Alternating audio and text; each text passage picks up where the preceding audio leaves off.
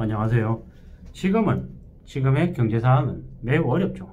1997년에 IMF가 다시 벌어지는 중입니다. IMF 2탄이라고 보면 맞습니다. 삶이 정말 어렵죠. 빚지면 그냥 끝이다.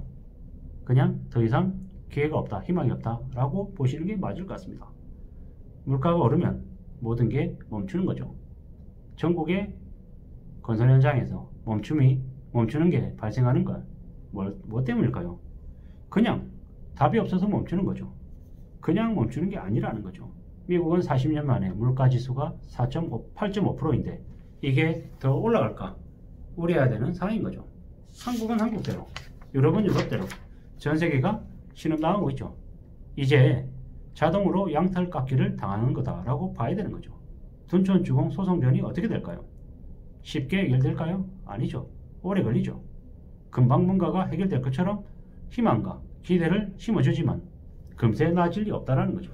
꽤 오래 걸릴 거다라는 걸 받아들여야 되는 거죠. 이미 이웃나라 중국의 부동산도 난리죠. 집단 자산이 내리죠. 뛰어내리고 난리가 나고 있죠. 부자 되게 해주겠다고 환상을 심어줘서 중국에 있는 많은 사람들에게 부동산을 대거 사게 만들었죠. 그랬던 일들이 중국의 많은 서민들의 삶을 힘들게 만드는 거죠. 베트남에서도 베트남 동학개미라 이러면서 청년들에게 대거 주식 투기하게 바람을 불어일으켰죠. 그랬던 덕분에 베트남의 주가는 많이 올랐을지 모르겠지만 거품이 너무 많이 끼었죠. 이러한 일들이 전 세계에서 벌어지고 있다는 거죠. 원자재가 없는, 원재료가 없는 한국은 더욱더 힘들어지는 거죠. 더 어려워지는 거죠. 이미 경제전쟁은 벌어졌고 그 경제전쟁에서 한국이 매우 궁지에 내몰려 있으면 두말할 필요가 없는 얘기인 거죠. 지금 무리하게 욕심부리고 선동당한 이들만 바보가 된 거죠. 감당이 안 되는 어렵고 힘든 일에 벌려져 있다는 거죠. 우리는 꽤 힘들고 어려운 삶을 살고 있습니다. 어떻게 살아야 될까요? 어떻게 마음을 먹어야 될까요? 제가 모 상담처에 가서 73세의 나이 드신 셀러분을 뵀죠. 온라인셀러죠. 머핀과 베이커리를 판매하시는데 어찌하다 보니까 그렇게 온라인셀러로 사업에 관여하게 됐더라는 거죠. 그 자리에 앉아서 그분이 하는 얘기를 차근차근 듣다 보니까 꽤 오랜 기간 적지 않은 고생을 했고 사기도 당하고 많은 어려움을 겪었다 하더라고요.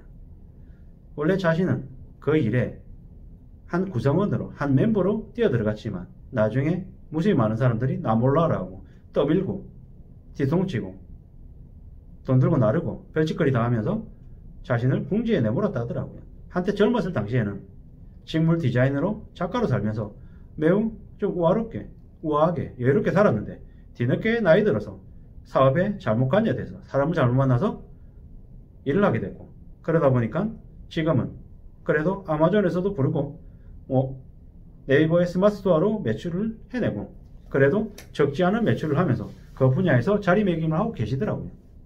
그분의 마음은 내가 지금 이 나이에 돈을 많이 벌어서 뭘 하겠느냐, 먹고 살고 있고 그리고 생활할 수 있으면 감사한 거다라는 마음을 가지고 있더라고요. 그냥 얼핏 봤는데 표정이 되게 온화하고 말하는 게 너무 차분했어요. 무슨 마음이 들었냐면 저분은 잘 될 수밖에 없겠구나. 그리고 저분의 그 온화하고 평온해 보이는 그 모습 뒤에는 되게 많은 힘들고 어려운 고통의 시간, 어려운 시간들이 있었구나 라는 생각이 들더라고요. 그걸 보면서 좀 많이 배웠죠. 많이 깨달았죠. 저는 귀농 귀촌 판매자들 상담회에 가서 제가 알고 있는 지식을 알려주고 제가 상담을 한다는 생각을 하고 갔는데 대략 거기 가서 인생 상담을 제가 받고 왔죠. 내가 뭘 그렇게 돈을 많이 벌어서 욕심을 가지고 살겠느냐. 그보다는 먹고 살만하면 되고 또 내가 지금 이렇게 살아가면서 누군가에게 도움이 되고 보탬이 되면 괜찮다. 이 정도로 마음을 먹고 사는 거더라고요. 그런 모습을 보면서 저도 반성하고 교훈을 얻게 된 거죠. 나도 좀 더 베푸는 삶을 살아야겠구나. 좀 마음을 낮춰야겠구나. 욕심을 줄여야겠구나 생각을 점점 더 하게 됐던 거죠. 오늘도 출근하는데 버스를 탔는데 제 다리가 아프더라고요. 근데 이제 빈자리가 생겨서 앉았죠. 근데 한 아주머니가 어린아이를 안고 타는데 내 다리도 아프지만 저 사람에게는 어린아이를 안칠 자리가 필요하겠구나 싶어서 제가 이제 자리를 양보해드렸거든요. 양보해드리고 나니까 저는 기분이 되게 좋더라고요.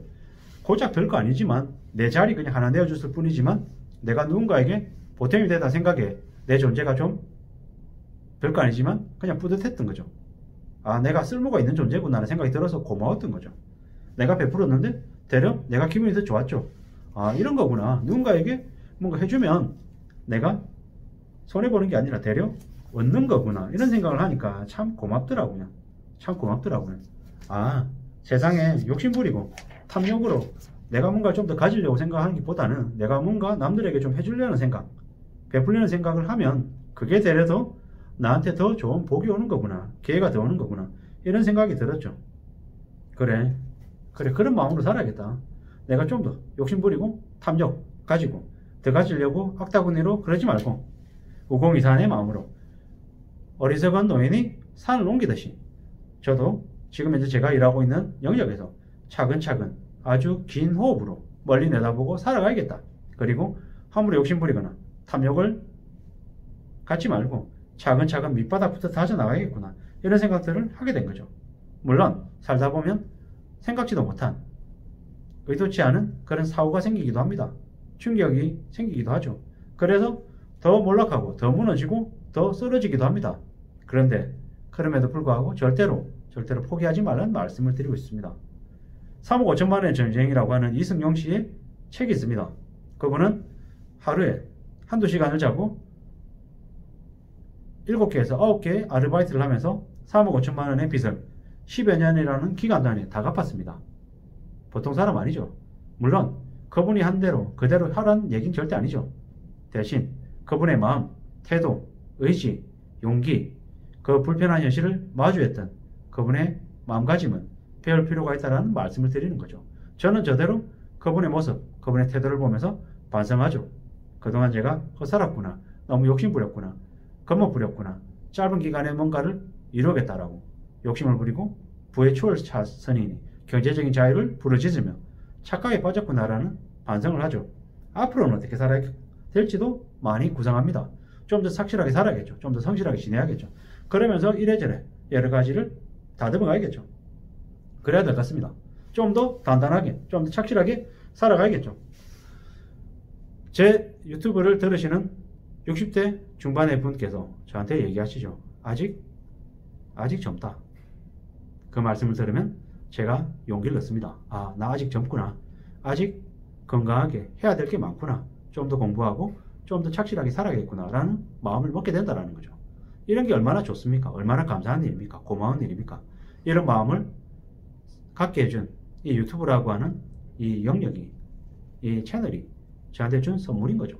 많은 저희 영상을 들으시는 분들이 제게 달아주는 많은 글들, 그 글들이 저를 성장하게 만들죠.